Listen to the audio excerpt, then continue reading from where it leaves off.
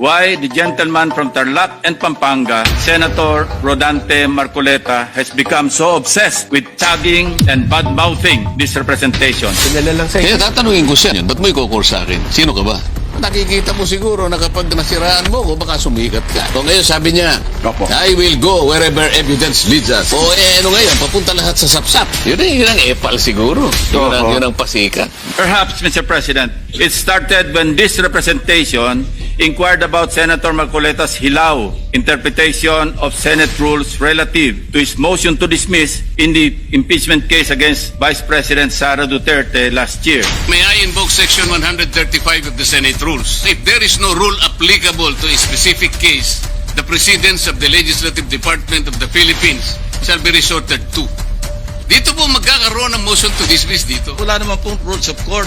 Kaya gusto ko pong itama yung medyo hilaw pong interpretation ng ating Honorable Marcoleta. Ewan ko, Mr. President, simula nang nasopla ko si Senator Marcoleta sa floor, ay tila nagtanim na siya ng poot sa kanyang dibdib.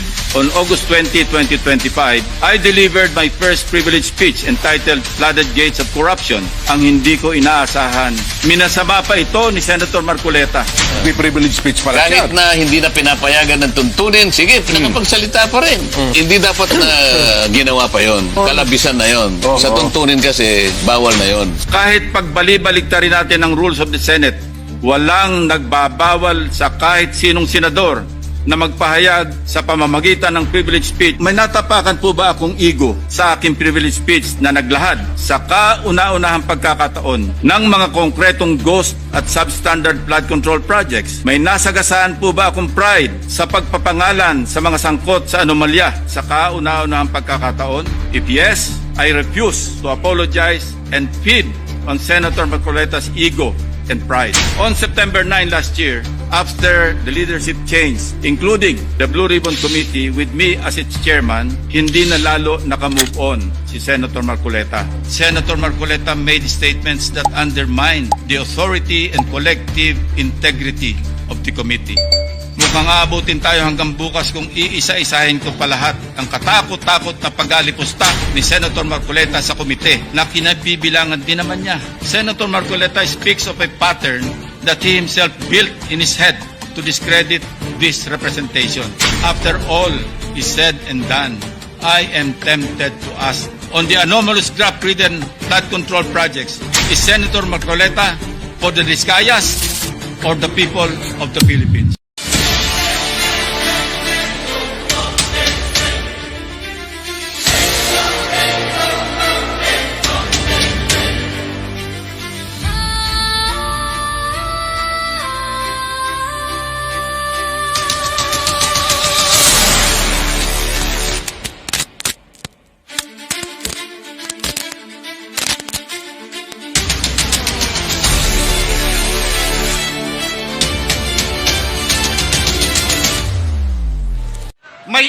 Kumusta? Welcome.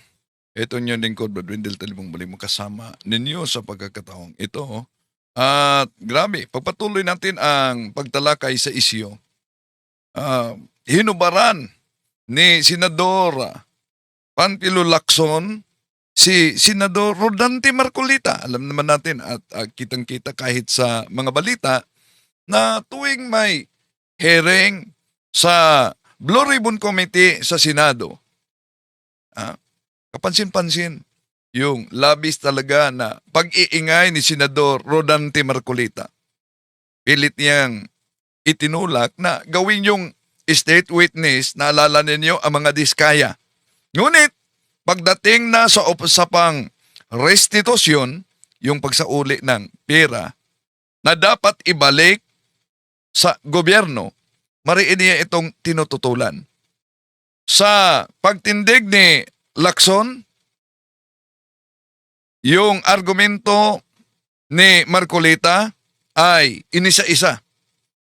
Mula sa mga diskaya at naugkat pa yung kanyang misis na may kaugnayan sa insurance sa pamilyang diskaya at yung kanyang relative.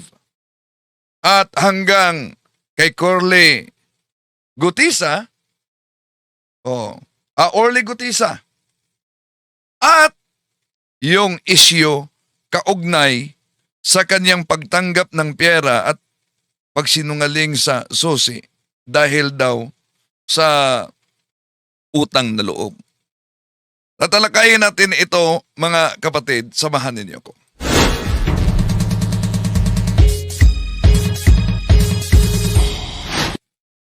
Kumusta? Welcome. Ito ang inyong lingkod muli, Brad Windel Talibong, makasama ninyo sa pagkakataong ito. At inaniya natin ang ating mga suking taga-subaybay. Huwag kalimutang pindutin ang like sa ating live. At huwag din kalimutang mag-subscribe sa mga bago pa lang. At pindutin ang bell button para updated kayo, mag-comment at i-share ninyo.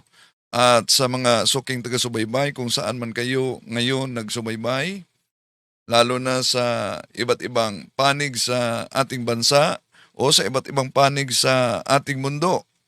Mga OFWs, inanyiya natin na i-comment din kung saan kayo nagsubaybay para alam natin kung saan napaabot ang video sa ating talakayan ngayon. Kumusta sa lahat nating mga suking taga-subaybay? At daming mga nagkukomento na grabe, against talaga sila, bias daw ako. So, comment lang kayo dyan. Comment lang kayo. Hindi tayo nakapag-live sa Facebook ngayon. Sige, sa susunod na lang. Sa lahat nating mga suking taga-subaybay, welcome. Saan ba nagsimula itong away nila ni parang personalan na talaga, Lacson at Marcoleta? Dito daw umano ito nagsimula. Perhaps, Mr. President, it started when this representation inquired about Senator Marcoleta's hilaw interpretation of Senate rules relative to his motion to dismiss in the impeachment case against Vice President Sara Duterte last year. Thus, on August 6, 2025, I manifested my inquiry regarding Senator Marcoleta's arguments calling for the dismissal of the impeachment case against Vice President Sara Duterte using Section 135 of the Senate rules.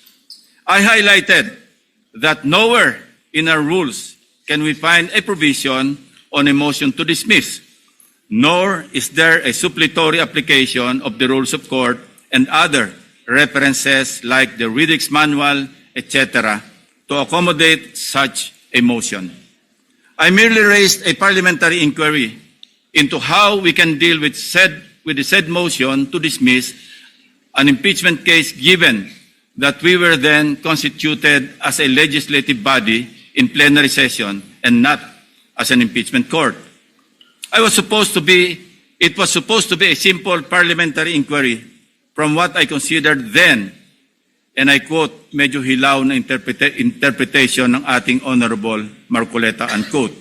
Ewan ko, Mr. President, simula nang nasopla ko si Senator Marcoleta sa floor, ay tila nagtanim na siya ng poot sa kanyang dibdib. Yan. Diyan umano nagsimula ang lahat na nagtanim si Marcoleta ng puot kaugnay sa pagsupla ni Senador Ping Lacson sa pag-dismiss sa impeachment complaint noon laban kay VP Sara. Ayon sa mga eksperto, hindi nararapat daw umano yung ginawa na ipa-dismiss ni Senador Marcoleta agad yung impeachment complaint laban kay VP Sara. Bakit? Hindi nararapat na ipa-dismiss sa Senado. Una, hindi ito ang tama daw yugto ng proseso. Sa ilalim ng proseso sa impeachment sa ating bansa, ang Senado ay kailangan magsagawa muna ng impeachment trial bago magpasya kung meron bang basihan o wala ang akusasyon. So, ang agarang pag-dismiss ay parang hinuhusgahan na agad yung kaso na walang naganap na paglilitis.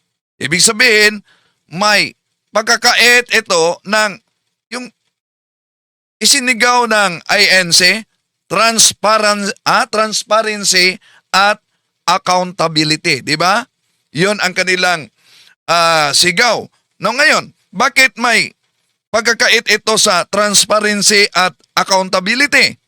Ang impeachment kasi ay isang constitutional mechanism ito ng lalo na mapanagot yung mas mataas na opisyal sa ating pamahalaan. So, ibig sabihin, kung agad itong ipatigil, pala na rin pinipigilan yung pagsusuri ng mga aligasyon laban sa isang mataas na opisyal. Hindi tungkulin ng isang senador na pigilan ang paglilitis. Dahil sa impeachment trial, ang mga senador, sila mismo ang hukom, senador judges. So, ang kanilang papel ay makinig sa ebidensya at saka magdesisyon sila. Hindi agad mag-dismiss bago pa man magsimula yung buong proseso. So, mas nakabuti talaga na idaan sa proseso sa paglilitis. At kung walang kasalanan, yung inaakusahan, edi, labas siya. At kung may kasalanan ang inaakusahan, magpatuloy ang trial. Depende sa bigat ng mga ebidensya, yon ang importante, may due process, yun talaga ang mahalaga. So, sa pagkakataong ito, pakinggan natin yung pahayag ni Senador Lacson. Di na talaga nakapagtitiis sa pagtahol ni Marcoleta. Eto. What my elders had taught me that, and I quote, silence is the best response to nonsense. I'm constrained to take the floor to set the record straight and correct the prevarications spewed on this very floor by one of our colleagues, namely Senator Rodante Marcoleta. While in his two recent privilege speeches, he mostly referred to this representation as the BRC chairman, in my manifestation today, I will refer to him by his name. Like on many past occasions, I could have effortlessly dismissed Senator Marcoleta's statements as I refuse to dignify his ego-driven provocations. But when the attacks shift from professional to obsessively personal, I must shut the whole political circus down, firmly, completely, and without ambiguity. Dahil gusto din lamang ni Senator Marcoleta na lagi siyang bida bilang dating chairman man ng BRC o sa usaping West Philippine Sea o anumang issue involving China o dili kaya ay sa usaping restitution na mag-asawang Diskaya, siya na nga ang tunay na bida sa aking magiging pahayag sa mga sandaling ito ngayong hapon. Memory is short, Mr. President. With that said, and with your indulgence, let me refresh our memory on the historical background of the animosities, or shall I say, why the gentleman from Tarlac and Pampanga, Senator Rodante Marcoleta, has become so obsessed with tagging and bad-mouthing this representation, as he has become obsessed with defending China in many fora, like in the confirmation hearing of 35 senior officers of the Armed Forces of the Philippines, but especially when he interpellated our distinguished colleague from the majority bloc, Senator Francis Kiko Pangilinan, when he sponsored and defended Senate Resolution number 37 last February 2. So obsessed that he had to resort to rigorous stalking of all my interviews and social media updates, nitpicking from every statement I uttered, and tricking this august chamber to cry foul, armed with nothing but his draining litany. Since Senator Marcoleta apparently knows every word I say in my media interviews and every move I make. Sandali muna, may nabasa ako, nagpakilalang Katolik ko si, Amio Rodelo, Brad, Windel, Catholic din ako. Sa totoo lang, idolo kita sa magaling kang defender. Pero bakit nag-side ka sa, ano yun, susong sinungaling? At tanggap din ng bayad, sobrang obvious, tinakpan ang magnanakaw. Kawawa ka, kapatid, kung talagang Katoliko ka. Ha? Totoo nga, Katoliko ka o kaanib sa Iglesia ni Manalo? Bakit? Una, tinatalakay natin dito ang sagot ni Senador Ping Lacson sa grabing paninira ni Marcolita. Tandaan natin noong si Marcolita pa ang chairman sa Blue Ribbon Committee sa Senado. Sinabi niya bawal daw umano ang privilege ni Lacson. Pero wala namang role sa Senado na nagbabawal yan. Hindi lang yan. Gusto niya na agad tanggapin ang mga diskaya na maging state witness. So ikaw, pabor ka ba noon? Pabor ka din na ayaw ni Mr. Marcolita na yung mga diskaya ay magsauli ng pera para sa gobyerno. Pabor ka din yan. So, kung pabor ka niyan, sino ngayon ang pumabor sa magnanakaw? Di ba? Isip-isip naman kung may time. Isip-isip naman kung may time, kung saan ka pumabor. Okay, tuloy natin. In this chamber, napilitan akong balikan ang napakaraming pagkakataon na ako ay naging paksa ng kanya mga personal na atake.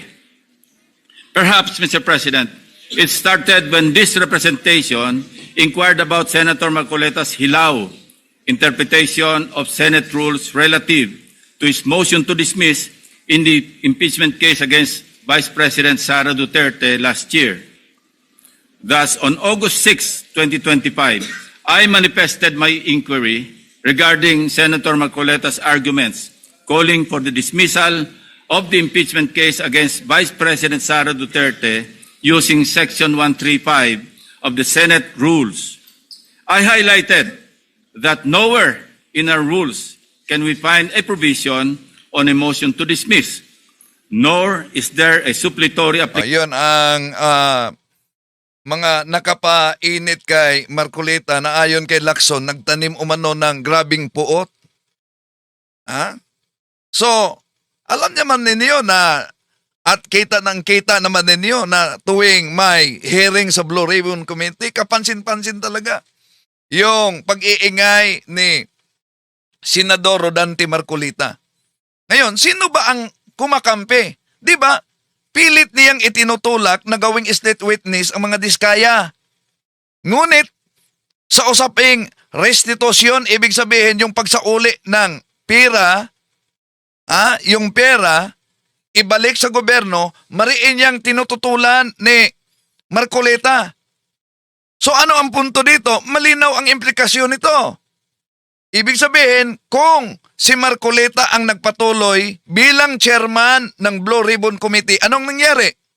Maaring mabigyan ng immunity sa kaso ang mga diskaya bilang state witness. At yon ang iginiit ni Marcolita. So, habang tutol siya sa restitusyon, ibig sabihin, wala namang maibalik na pera para sa gobyerno. So, kung tunay ang layunin, yung hostesya at dapat mapanagot ang nasa likod, hindi sapat na may tumestigo lamang. Mahalaga talagang maisiguro na masauli yung pera ng taong bayan na ninakaw sa kaban ng bayan sa pamamagitan ng restitusyon. Restitusyon, di ba? Okay, tuloy natin. Of the rules of court and other references like the Riddick's Manual, etc., to accommodate such a motion. I merely raised a parliamentary inquiry into how we can deal with the said motion to dismiss an impeachment case given that we were then constituted as a legislative body in plenary session and not as an impeachment court. It was supposed to be a simple parliamentary inquiry from what I considered then, and I quote, medyo hilaw na interpretation ng ating Honorable Marcoleta, unquote. Ewan ko, Mr. President, simula nang nasopla ko si Senator Marcoleta sa floor, ay tila nagtanim na sa ng poot sa kanyang dibdib. On August 20, 2025, I delivered my first privilege speech entitled Flooded Gates of Corruption to bring to the attention. Bago dyan, mga kapatid, no? Etong nagkomento at nagpakilalang Katoliko daw siya.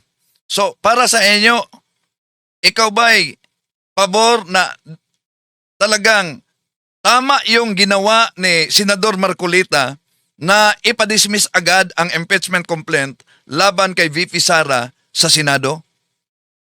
Kung pabor ka, sino ngayon ang tinutukoy mo na kumakampi sa may itinatago, di ba? Dahil alam naman ng karamihan, kahit na yung mga eksperto, na hindi talaga nararapat yung ginawa ni Marcoleta na pigilan ang impeachment kay VP Sara. Isang pagkakataon yon. Isang pagkakataon yon na masagot niya sa publiko. Di ba? Ang complaint laban sa kanya. At yun mapakita talaga, pagkakataon yan, na transparency at may accountability talaga. At yun ang layunin sa impeachment. Kung walang kinatatakutan, di ba?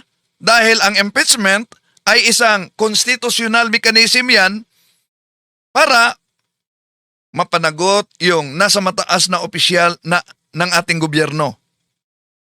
Pero hindi yan ibig sabihin na guilty na siya. Kaya nga, ang mga senador dapat titindig sila as senator judges. Pakinggan nila sila bilang hukom yung mga ebidensya at sila ang magdesisyon. Ang nangyari, gustong ipadismiss agad bago pa man magsimula yung buong proseso. Yun ang mangyari o yun ang nangyari. Okay. Kaugnay dito sa flood control.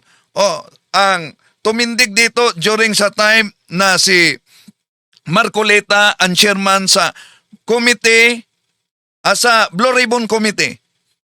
Si Senador Ping Lacson ang naglabas sa kanyang privilege speech. Of the Senate and the Filipino people, the syndicated corruption in the implementation of flood control projects. Pinaghirapan ko at ng aking team na buuin ang aming mga findings upang maisapubliko ang mga anomalya sa flood control na makakatulong sana sa sinasagawang inquiry in aid of legislation ng Blue Ribbon Committee na noon ay kanya pang pinamumunuan. Ang hindi ko inaasahan, minasama pa ito ni Senator Marcoleta sa pamamagitan ng kanyang TV program noong August 29, 2025. Panoorin po natin ang mga portions ng video.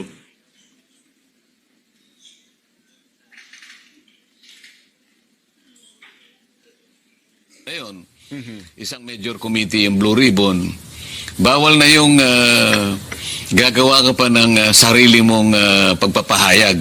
Yan siya ang chairman nito, hindi pa siya napalitan, chairman siya ng Blue Ribbon Committee sa Senado. Sinabi niya na ang privilege speech daw ni Senador Lacson, bawal daw dahil wala sa tuntunin yan. Pero, meron bang rule sa Senado na nagbabawal sa senador na magsagawa ng privilege speech? Wala. Mali ang pahayag na yan. Sa katunayan, walang malinaw na probisyon sa rules ng Senado na nagbabawal sa isang senador na magbigay ng privilege speech tulad sa ginawa ni Lacson, kahit nga si Marcolita nagsagawa ng ganyan, di ba? Dahil ang privilege speech ay isang kinikilala itong karapatan sa bawat senador upang ilahad ang mga isyo na may kinalaman talaga sa ating bansa, lalo na sa pambansang interes at may kinalaman sa integridad ng Senado.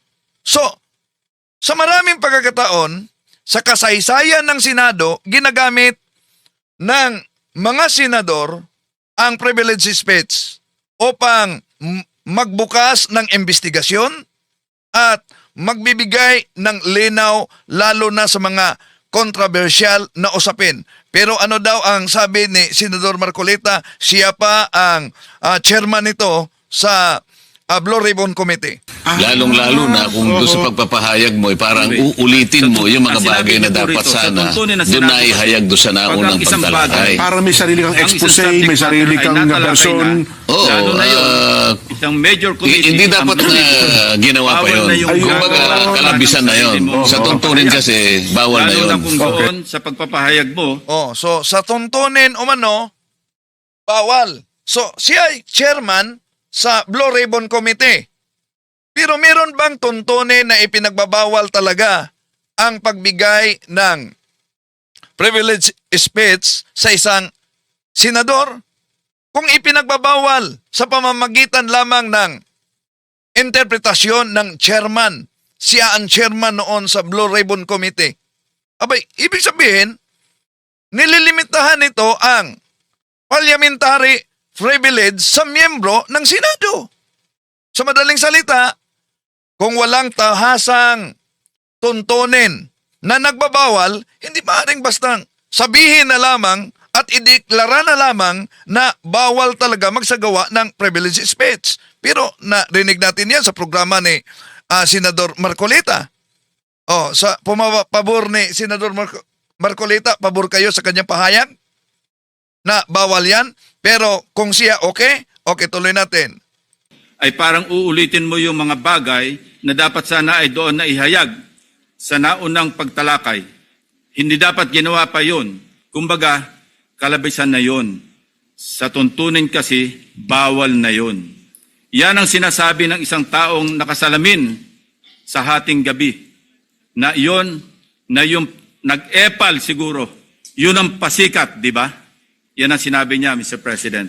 Mr. President, tulad ng kanyang motion to dismiss, nag-imbento na naman ng hilaw na rule si Senator Marcoleta. Kahit pagbali-baliktarin natin ang Hilaw talaga. Kaya nga, asan sa rule nila na ipinagbabawal yon? rules of the Senate, walang nagbabawal sa kahit sinong senador na magpahayag sa pamamagitan ng privilege speech kahit tinatalakay na sa komite ang paksa tulad ng flood control. May natapakan po ba akong ego sa aking privilege speech na naglahad sa kauna-unahang pagkakataon ng mga konkretong ghost at substandard flood control projects? May nasagasaan po ba akong pride sa pagpapangalan sa mga sangkot sa anomalya na sina Bryce Hernandez, Henry Alcantara at iba pang personalidad sa kauna-unahang pagkakataon? If yes, I refuse to apologize and feed on Senator Marcoleta's ego and pride. On September Inubaran talaga ng todo ni Senador Lacson dito si Marcoleta. 9 last year, after the leadership change and subsequent reorganization of Senate committees, including the Blue Ribbon Committee with me as its chairman, hindi na lalo nakamove on si Senator Marcoleta. I was met with a barrage of undue criticisms by the former chairman, Senator Marcoleta, much of it characterized by a profound lack of respect for both this representation and the Blue Ribbon Committee.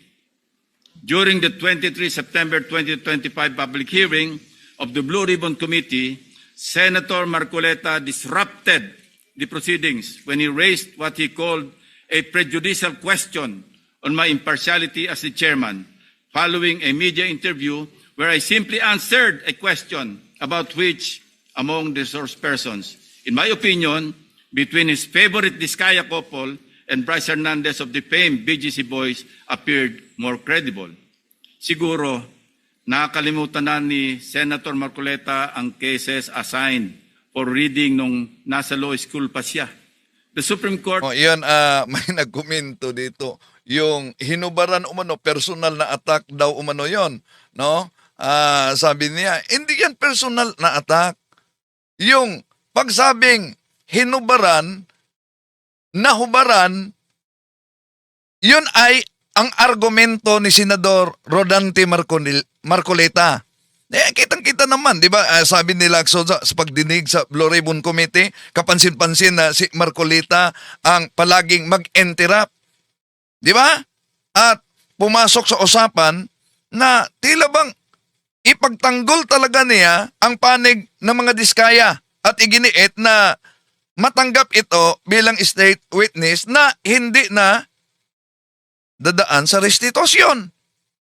So, yun ang bakit hinubaran? Dahil dito, tinatalakay kasi ni Lacson na ang asawa ni Marcoleta at ang kasi ni Marcoleta ay may kaugnayan sa insurance sa mga diskaya. Puntahan natin yan. in the case of Berbari versus Honorable Pedro Concepcion, GR number 16189, February 26, 1920, the court explained that, and I quote, prejudicial question is understood in law to be that which must precede the criminal action, that which requires a decision before a final judgment is rendered in the principal action with which said question is closely connected. Not all previous questions are prejudicial, although all prejudicial questions are necessarily previous. Hindi ko na nga siya pinatulan sa issue na yon para hindi ma-disrupt ang pagdinig kahit mali-mali. Oh, yun ha. Kahit mali-mali. Bakit mali-mali? Ito'y inisa-isa talaga ni Lacson. Dahil sa pagsasaalang-alang sa kanya bilang isang abogado na dapat ay alam niyang applicable lamang ang prejudicial question sa mga criminal cases. Well, dapat. He exposed his ignorance as a member of the bar, particularly Nako, grabe yan. Matindi yan. on the revised rules on criminal procedure, even as he invoked the issue of impartiality at the top of his voice and out of order and decorum, continuously interrupting the chairman and everybody else, while shamelessly appearing to act as counsel for the Diskaya couple, Nako. without even disclosing before the committee members that one of his family members was an independent director of insurance companies that provided Ito na. bonds for contractors owned by the 207 billion peso flood control contractors, Curly and Sara Diskaya. Being a non-lawyer, Mr. President, I hate lecturing a lawyer. So, di na talaga nakapigil si Lacson sa mga banat ni Marcoleta, no? Naugkat na dito ang pangalan ng asawa ni at yung relative ni Marcoleta dahil umano'y sa connection sa insurance na may kinalaman sa mga diskaya. Hindi ito simpleng issue. Hindi ito simpleng chismis lamang. Kundi usapin talaga ito na posible sa tinatawag na conflict of interest. So kung ang isang opisyal ng gobyerno ay aktibong nakikialam sa mga pandinig, yung usapin na may kaugnayan sa isang kaso at may anumang ori ng koneksyon na direkta o hindi man ang kanyang pamilya sa mga taong sangkot, abay, natural na lamang na questionin ng publiko ang kanyang pagiging impartial o patas. Yeah? Okay, tuloy natin. No matter how low he ranks among his fellow members of the bar, if I may borrow the words of former senior Associate Justice, Supreme Court Associate Justice Antonio Carpio. Since he is now asking for it, I also thought, as lawmakers, we may as well be educated in this regard. So, let me state for the record the following. Under Rule 111, Prosecution of Civil Action, Section 7 of the Revised Rules on Criminal Procedure, the elements of a prejudicial question are A, the previously instituted civil action involved an issue similar or intimately related to the issue raised in the subsequent criminal action, and B, the resolution of such issue determines whether or not the criminal action may proceed. Kung may napansin ang mga manonood, ito ang naging asal ni Senator Marcoleta, which begged the question, why is Senator Marcoleta so protective of the Discayas? This inquiry remains valid and grounded, and I can show you from the many, many occasions he stood for in support of the Discayas. Let us watch. Dito parang walang... Technical, go ahead, you play back. If you're ready. I'm raising prejudicial question. What's your Ang mangyayari dito, so, mas credible si Bryce kaysa Discaya. Bakit gano'n? Why are you so protective of Discaya? Why are you so protective? Nagmamadali daw po ako na mabigyan sila ng witness protection program. Yun po yung sinasabi ng batas eh. Pag hiningi nila with their consent, sapagkat nanganganib ang buhay niya, hindi ka magmamadali. Ilalagay ko po ba sa kamay ko ang kaligtasan ng mag-asawa na yun? Kinakailangang magsoli po sila ng mga nakulimbat nila, which to my mind is not correct. Paano mo sasabihin na magre-restitute ang isang tao? Galing yan sa kanyang bibig, ha? Galing sa kanyang bibig yan. Na magsasauli daw sila sa nakulimbat. Ano ba yung punto ng nakulimbat? Nanakaw. Diba? Galing sa kanyang bibig. Na magsasauli daw sila ng mga nakulimbat. Hindi daw umano yan, pabor siya. Po ako na mabigyan sila ng witness protection program. Yun po yung sinasabi ng batas eh. Pag hiningi nila with their consent, sapagkat nanganganib ang buhay niya, hindi ka magmamadali. Ilalagay ko po ba sa kamay ko ang kaligtasan ng mag-asawa na yun? Kinakailangang magsoli po sila ng mga nakulimbat nila. Oh, so nakulimbat, galing sa bibig niya. Which to my mind is not correct. Oh, not correct ang pagsauli sa mga nakulimbat. So nag-comment na sino ngayon ang pumabor ngayon? Ha? Kaugnay dito na ang pagsauli sa nakulimbat ay hindi siya pabor. Paano mo sasabihin na magre-restitute ang isang tao? Meron na bang findings kung magkano i-restitute on how it can be restituted?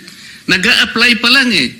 What is the reason behind the law? So that we can get justice, and justice can only be attained if there is restitution. So that is the principle behind all of these things that we are talking about now. Mr. Secretary, restitution will come after.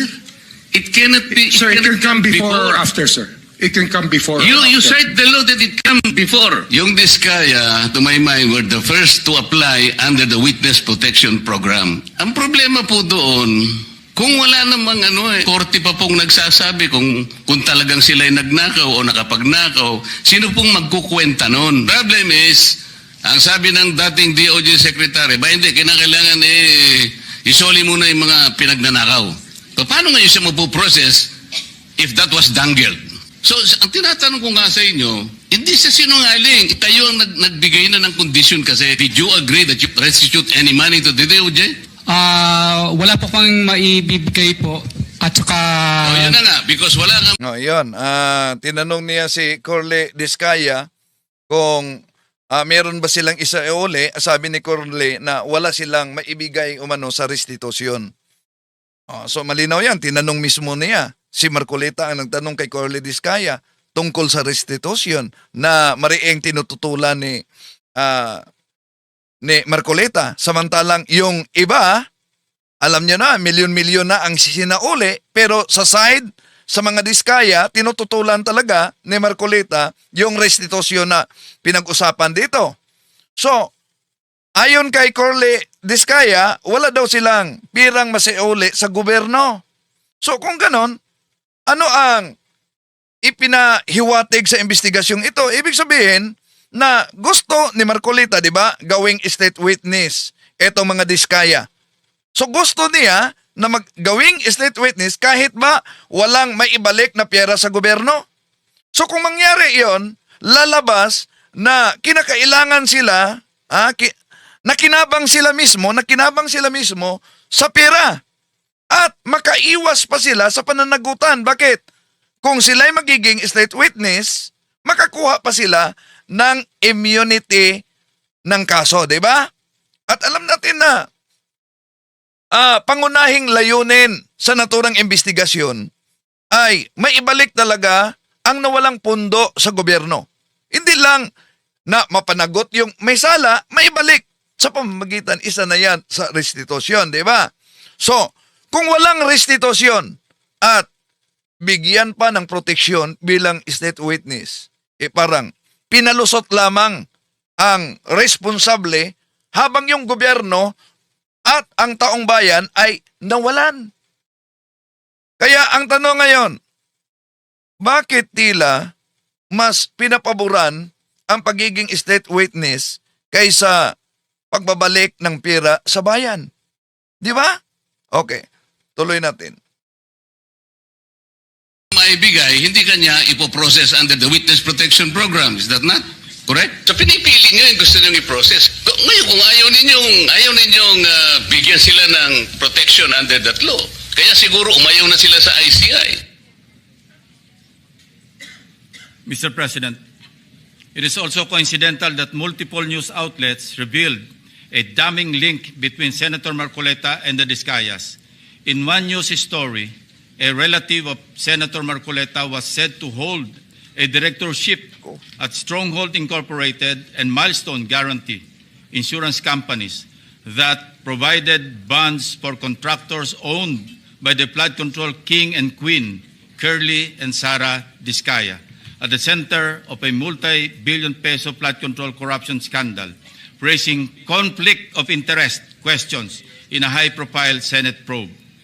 Hindi pa po dito nagtatapos ang pagbibida ni Senator Marcoleta.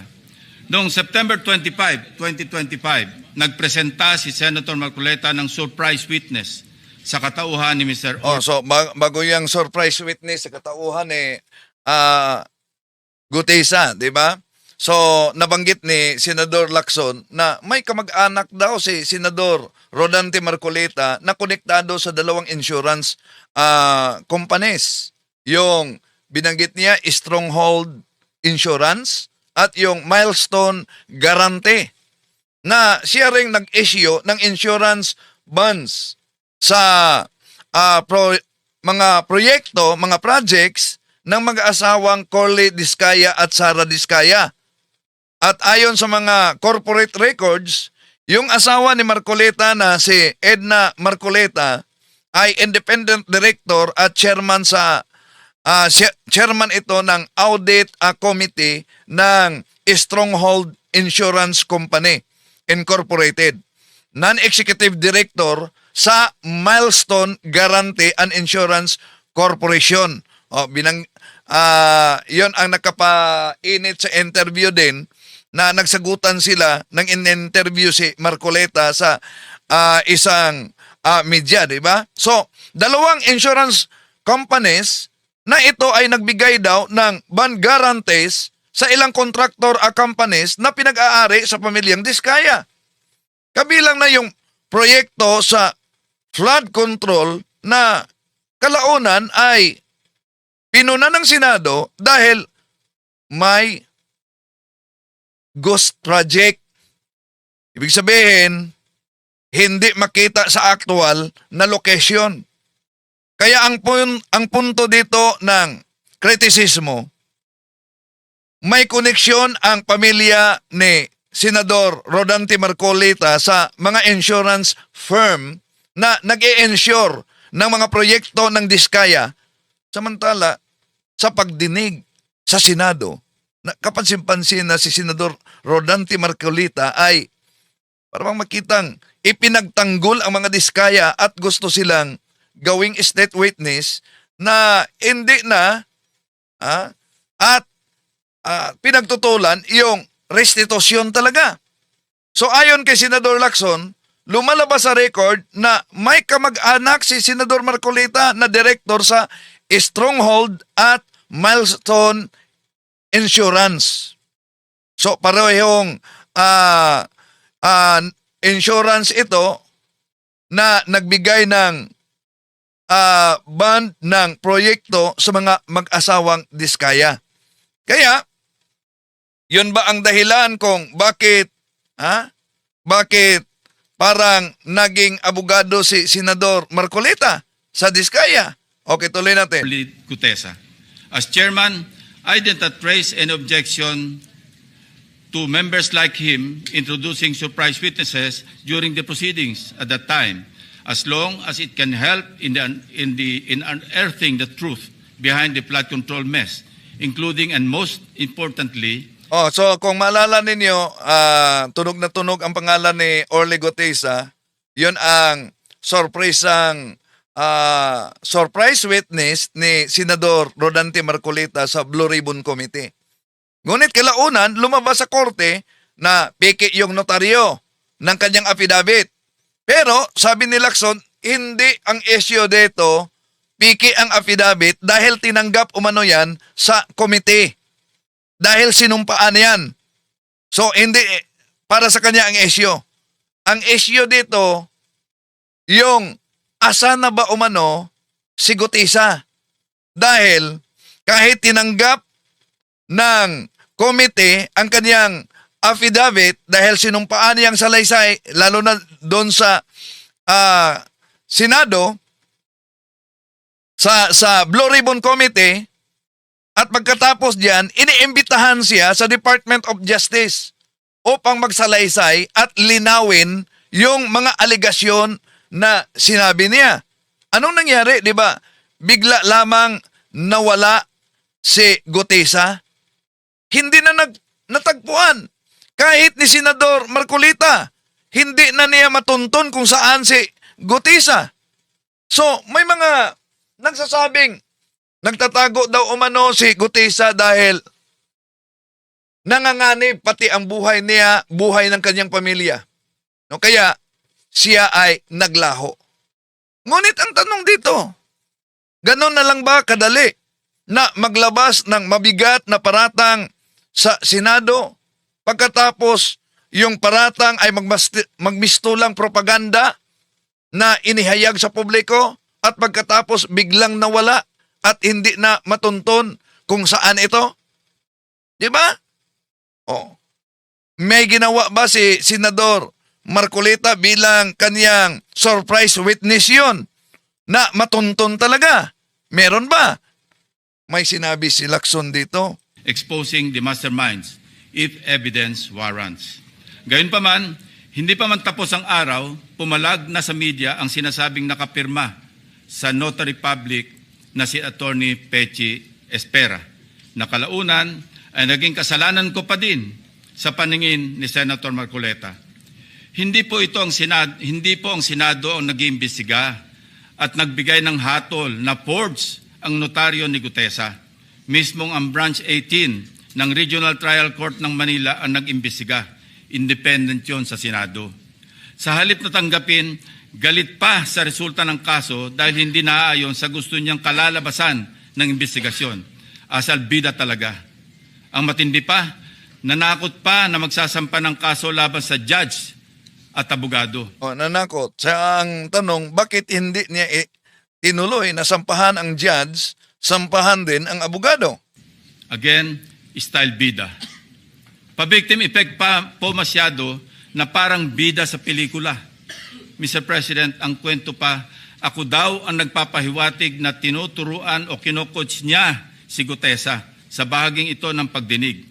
Mr. President, sa obserbasyon ng napakaraming nanonood, tila baga tinuturuan niya kung anong pahina. Page 20 nga daw ang basahin. Sa kamalasan niya, nagkataon na putol pala ang kopya ng affidavit ni Gutesa. Kung todo, tinayuan pa niya para ibigay ang kanyang kopya na parang bida sa eksena. Nakakalimutan yata ni Senator Marcoleta na naka-live TV coverage ang pagdinig. Kaya walang pakundangan at walang kahihiyan sa inasal niya. Kaya nga kitang-kita, pati si Henry Alcantara tawang-tawa. Nakalimot din sandali na hindi pa siya state witness nung nag-testify si Gutesa. Let us watch the actual video dahil baka sabihin na naman niya nag-splice kami ng video. Let's watch. Nasabing basura, ito, merong napuputol sa binabasa mo eh. Huwag kang magmadali. Huwag kang magmadali. Naputol na. Ulitin mo yung paragraph 20. Wala na akong hindi ko makita na putol na siya.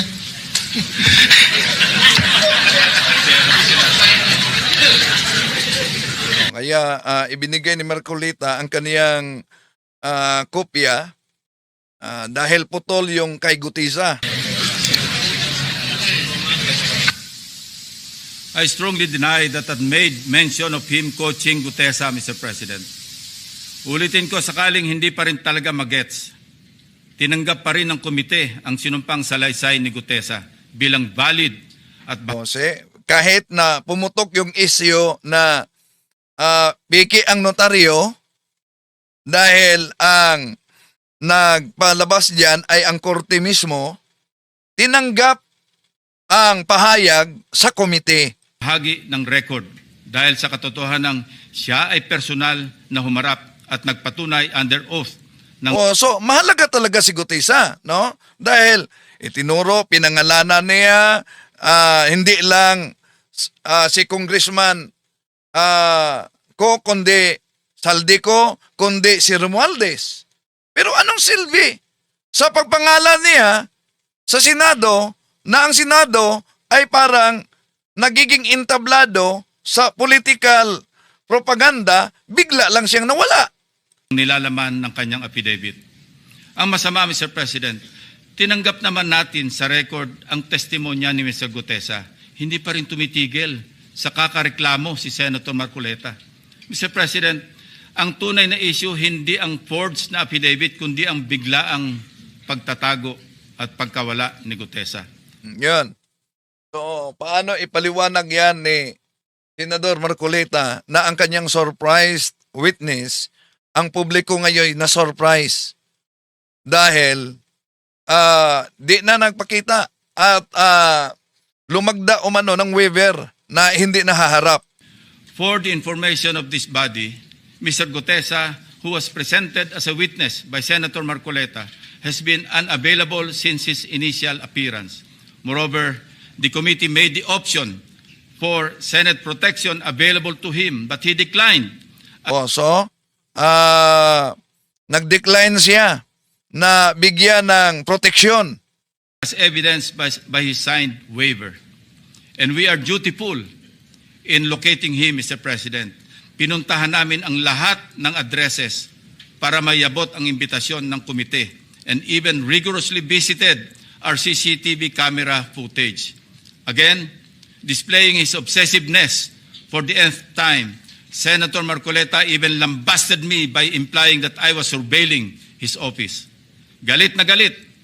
Samantalang nais lamang nating matukoy kung sakaling may kasama si Mr. Gutesa nang dumating sa Senado upang sa gayon ay magkaroon tayo ng lead kung paano siya muling maimbitas sa susunod na pagdinig. Hindi ko na nga pinalaki ang aking mga obserbasyon sa paksang ito, Mr. President. Sa halip, sinubukan pa rin naming hingin ang kanyang tulong sa paghahanap kay Sergeant Gutesa. Again, Senator Marcoleta in his TV show ranted against me. Let's watch. Tatanungin ko siya, bakit mo kinur sa akin ito? Iniinsulto mo ba ako? Parang insulto naman sa akin yun. Ba't mo ikukor sa akin? Sino ka ba? I dare ask, Mr. President, if a committee member brings a witness bearing such damaging allegations, does the burden of transparency not follow? Is it not just proper to cooperate with the committee regarding his whereabouts? Why then does Senator Marcoleta find my position so offensive? On many occasions, Senator Marcoleta made statements that undermined the authority and collective integrity of the committee. Mukhang aabutin tayo hanggang bukas kung iisa-isahin ko pa lahat ang katakot-takot na pag-alipusta ni Senator Marcoleta sa komite na kinabibilangan din naman niya. He continued the same litany in his speech yesterday, Mr. President. Let me count and rebut it once and for all. 1. On the release of the So, bago dyan, no? Bago dyan, kung talagang mahalaga ni Senador Marcolita ang katauhan ni Orly Gutisa, Ang tanong, tumulong ba siya kay Lacson sa paghanap kung nasaan na si Orly Gutisa? Upang muling maiharap ito sa Senado. Siya ang nagpresenta. So, si Gutisa ang isa sa mga pangunahing testigo na magamit sa pagdinig.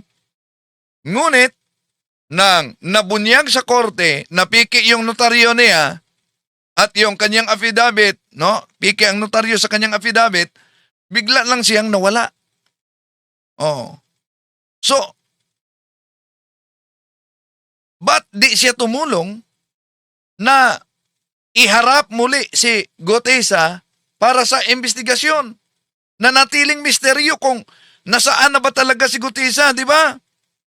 Bakit hindi muling maiharap ito sa pagdinig yung surprise witness ni Marcolita? So kaya lumalabas ang tanong, kung si Marcolita mismo ang nagdala ng testigo at ito'y napakahalaga para mapanagot yung otak sa pangnanakaw sa kaba ng gobyerno, bakit wala siyang malinaw na inisyatibo para tulungan din si Lacson sa paghahanap na maiharap muli si Gutisa sa Senado? Nag-offer na ang Senado ng proteksyon kay Gutisa sa pamilya, pero nag-sign ng waiver.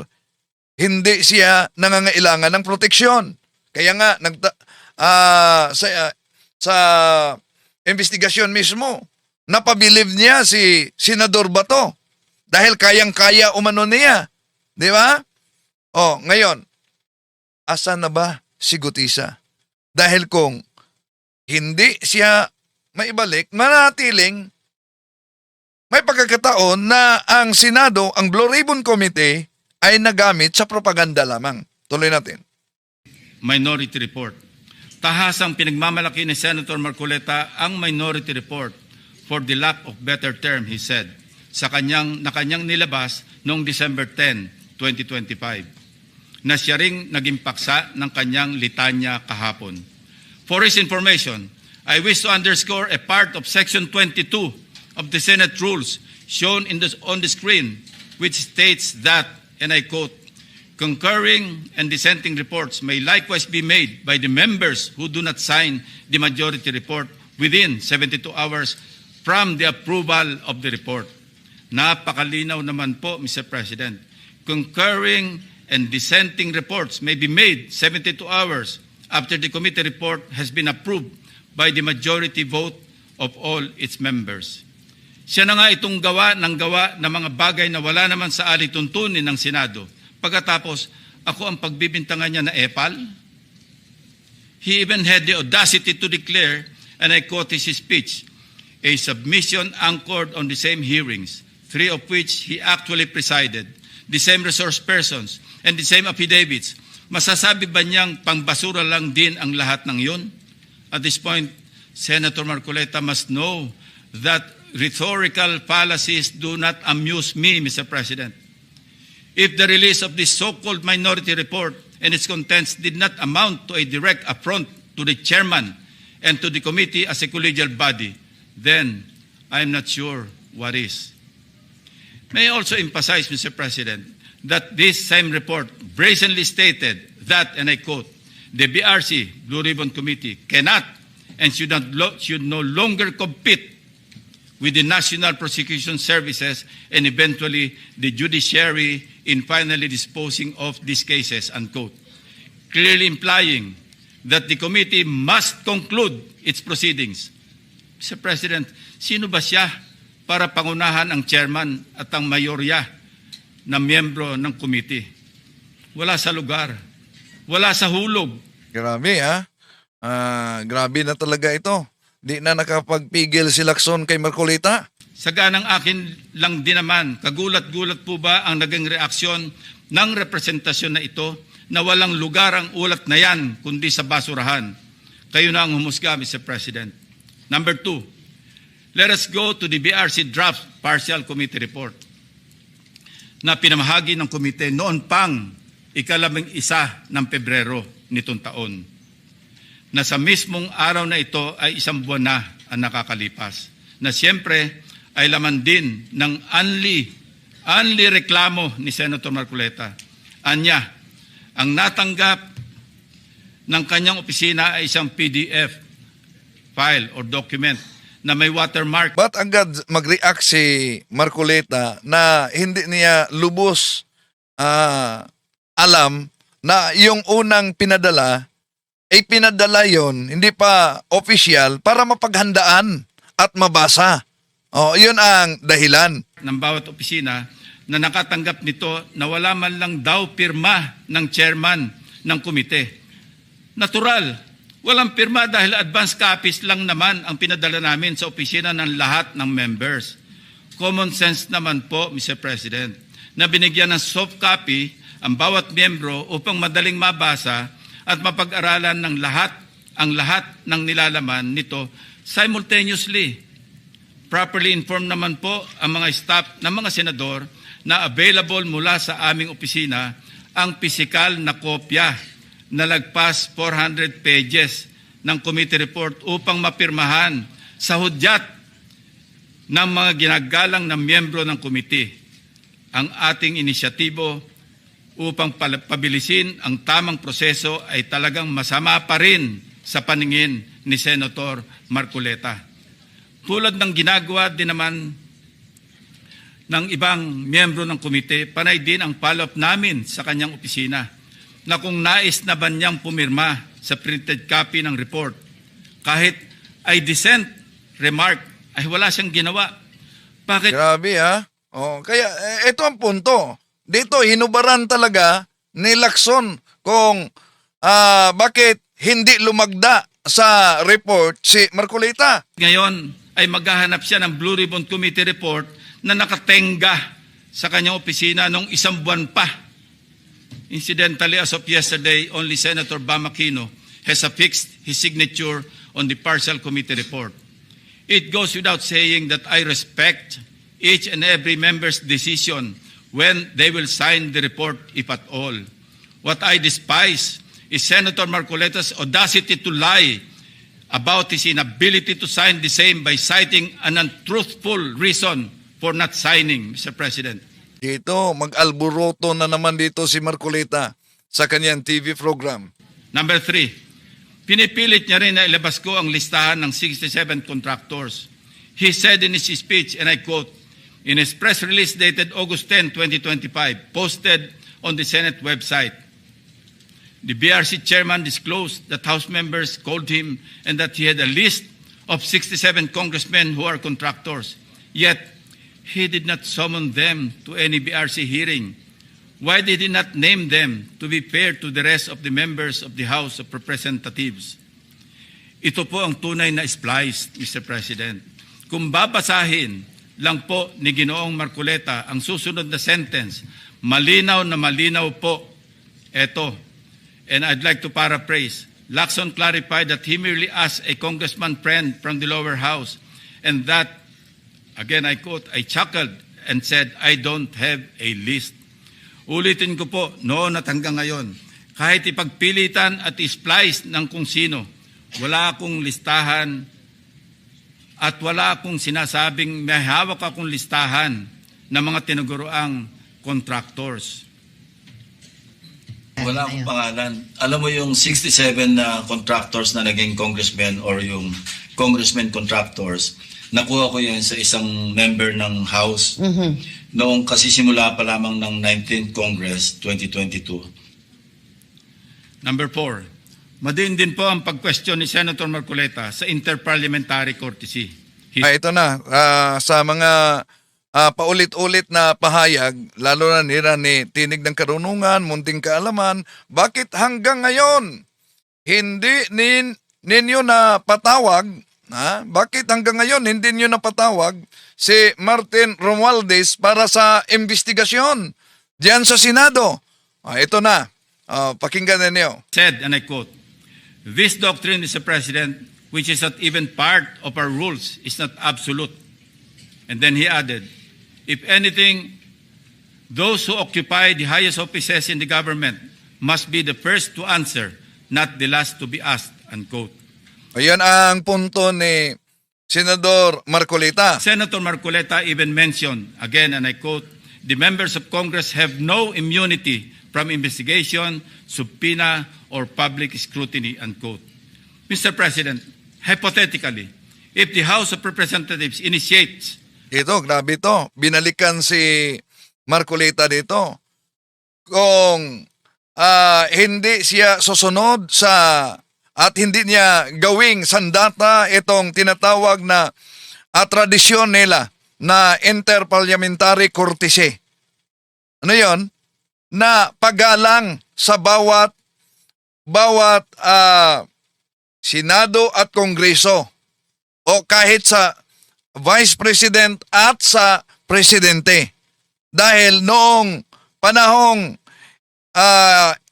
in-interview at inimbestigahan si VP Sara sa Kongreso, iginiit din noon ni Senador Marcolita ng congressman pa siya ang kaugnay sa tradisyon ng interparliamentary courtesy. No? Kaya binalikan siya dito ni Lacson. Ito kasi ang kadalasang marinig natin. Gusto kasi ni Senador Rodante Marcolita na sa Senate hearing mapatawag agad at maiharap para mapanagot si dating House Speaker Martin Romualdez. Ngunit ayon kay Senador Panfilo Lacson, hindi nararapat dahil meron talaga silang tradisyon na tinatawag na interparliamentary courtesy. Ibig sabihin, bilang paggalang sa hiwalay na kapangyarihan sa dalawang kapulungan sa Kongreso at Senado. So ang Senado at ang Kamara, hindi basta-basta maaring ipatawag ng Senado ang nasa Kamara, ganon din ang nasa Senado. Yun ang tradisyon nila sa interparliamentary courtesy. So, ngayon, dahil gusto talaga yan ni Marcolita, binalikan siya. How about umano kung ang Kamara ay magsagawa ng investigasyon sa kanyang sosi? Haharap ba si Marcolita at hindi ba niya gawing sandata ang interparliamentary courtesy para hindi siya harap? Patuloy natin. an investigation on Senator Marcolita's statements of contributions and expenditures or SOSE over an alleged discrepancy. Would the Honorable Senator stand by his position to disregard interparliamentary courtesy? If his former colleagues were to issue a subpoena, a show cause order, or even a warrant of arrest, would he still argue about the relevance of interparliamentary courtesy? Ito po ang tunay na hypothetical question, Mr. President. Lest we forget, 2 taon pa lamang ang nakakalipas. Siya mismo ang nagsisisigaw sa House of Representatives at Yun. May video pa na inilabas si Senador Lacson dito kaugnay sa pagsisigaw niya na hindi dapat umano na maimbestigahan doon sa Kongreso si VP Sara dahil sa iginiit niya na tradisyong interparliamentary courtesy. Yun, ilabas yan ni Lacson. nag-motion na i-terminate ang budget deliberations para bigyan ng parliamentary courtesy ang Office of the Vice President. In his words, Mr. President, Parliamentary procedures, Madam Chair, grow from or are enriched by traditions, experiences, and precedents. You may not like the person, you may not like the presence here, but you have to respect the office of the Vice President. That is all. Because that is guided by the tradition. Kahapon po, Guided by the tradition, ang tinutukoy niya ang interparliamentary courtesy. kahapon na sinabi nila, wala nang pinagtanong sa office of the President. And that is correct. That is in line with that tradition. Yun. That is in line talaga, correct, in line to the tradition na ang tinutukoy niya ay interparliamentary courtesy. Kaya yun ang iginiit niya noon kay VP Sara. So, ibig sabihin, alam ni Senador Marcolita ang prinsipyo ng interparliamentary courtesy. So, bakit ngayon na gusto niyang ipatawag sa Senado si Romualdez? noong iniimbestigahan sa Kongreso si VP Sara, siya mismo ang nag-iit sa prinsipyong interparliamentary courtesy. Di ba? So, ano to? Double standard na? Okay, tuloy natin. Such hypocrisy, such double standard, such a Yun. farce that does not dignify an answer, Mr. President. Incidentally, since I mentioned this SOSE case with the COMELEC in violation of the Omnibus Election Code, kung ninanais ko lamang na ipahamak siya, ay naghain na sana po ako ng Senate resolution calling for an inquiry in aid of legislation para ipatawag ang mga COMELEC officials upang ipaliwanag bakit masyadong delayed ang usaping ito. When the issue of Senator Marcoleta's failure to disclose his campaign contributors in his sources surfaced, our dear colleague tried to clarify the matter. In fact, during his own show, Saganang Mamamayan, dated November 8, 2025, he made the following disclosure. Please watch. Nelson, alam mo, mga kaibigan ko, nagbigay sa akin talaga. Alam mo, pakiusap lang nila. Isa lang. Tanggapin mo ang tulong namin sa'yo. Okay. Congressman ako noon Kong, kami po ay naniniwala na karapat dapat kang makarating sa Senado. Tanggapin mo ang lagang to. Marami sila. Isa lang ang kanilang pakiusap sa akin. Ano po yun? Eh sana wag mo na kaming i-disclose ang identity. Ngayon, kapag ka naglagay ako ng figure sa contribution, mapipilitan akong mag-disclose ng pangalan nila. Alam mo kung bakit? Merong kaakibat na kung tawagin ay deed of acceptance of donation. Paano yun kako? Contribution to eh. Hindi, sabi niya, binigay ko nga sa'yo contribution pero utang na loob mo sa akin yan. Ituring mo na lang na utang, sabi niya, di ba? Loan. O yun, galing mismo kay Senador Marcoleta na pahayag yan, umamin siya na tumanggap siya ng pera dahil sa utang na loob.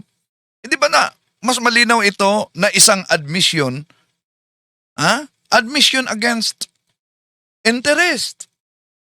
Sa batas natin, kapag ang isang tao ay nagsabi sa mga bagay na makapasama o makapahina sa kanyang sariling posisyon, ito ay itinuturing na isang pag-amin na may mabigat na ebidensya.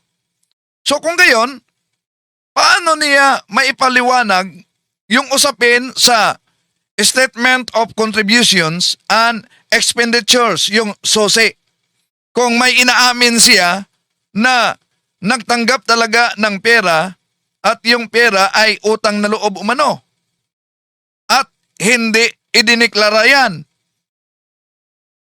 Tandaan natin, ang SOSE ay ginawa ito upang magiging transparent. Yung sigaw ng ANC, di ba? Transparency. Yung lahat na contribution sa kampanya. Kaya ito ang pahayag ni Lacson. When he was issued a show cause order by the COMELEC, he tried to backtrack on his arguments by saying that he received those contributions when he was not yet a candidate as defined by the decision of the Supreme Court. I guess Senator Marcoleta and his legal team thought they were being smart by being technical about when these contributions were made. Pero nakakatawa, Mr. President, wala nang mas lilinaw pa sa sariling pag-amin ni Senator Marcoleta. Tumanggap siya ng pera para magkaroon siya ng utang na loob sa mga taong yon. Isang maliwanag na admission against interest, ang sabi nga ng mga abogado. Bilang isang abogado, dapat alam ni Senator Marcoleta na dahil dito ay shoot siya sa balde sa kasong indirect bribery under Article 211 ng Revised Penal Code dahil member siya ng House of Representatives ng panahon na yon. Maliwanag sa batas na krimen sa mga public officials na tumanggap ng pera o gift by reason of their office, kahit walang pangako na particular act or omission sa nagbigay ng pera. Bakit nga ba hanggang ngayon ay hindi pa rin nilalabas ng COMELEC ang resolution ng SOSE case ni Senator Marcoleta? Number 4, as for Mr. Saldico, let me state this plainly. 2 beses nating siyang naimbitahan para personal na humarap at personal na mag-testify sa komite. He needs to appear and substantiate the statements he posted on his Facebook account. Twice, he refused, citing medical and security reasons. Dahil sa bigat at seryosong aligasyon kanyang binitiwan, hindi maaaring pahintulutan ng komiting ito na manatiling nakabitin ang mga akusasyon na hindi siya humaharap at nanunumpa sa harap ng kapulungang ito. Sa katunayan, ako pa mismo ang nagmungkahi sa ating chat group na payagan siya magtestigo sa mula sa Philippine Embassy kung saan man siya naroroon. Gayunpaman, pinarating ni Senator Ronald Bato de la Rosa mismo ang kanyang apprehension sa suhestyong ito sa pamamagitan ng kanyang text message. Nais ko rin bigyan diin, Ginoong Pangulo, nang diskusyong yon ay nangyari bago pa man ilabas sa social media ni Saldico ang kanyang mga aligasyon. Panghuli, tungkol sa isyu ng apostil. Ang isang apostil affidavit ay hindi kailanman maaaring maging alternatibo sa personal appearance.